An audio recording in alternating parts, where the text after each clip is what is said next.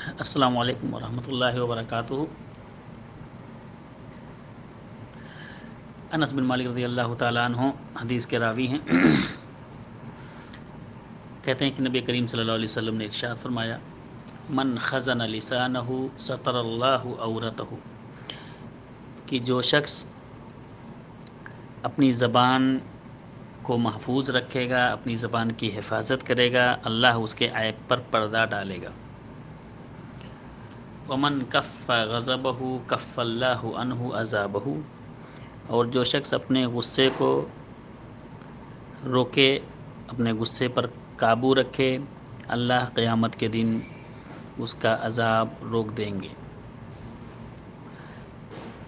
اور ومن اعتذر الی اللہ قبل اللہ منہ عذرہ، اور جو شخص اللہ کی طرف عذر پیش کرے، اللہ رب العالمین اس کا عذر قبول فرمائیں گے۔ یہ حدیث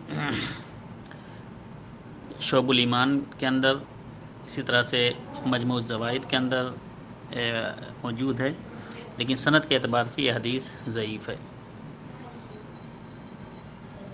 السلام علیکم ورحمۃ اللہ وبرکاتہ۔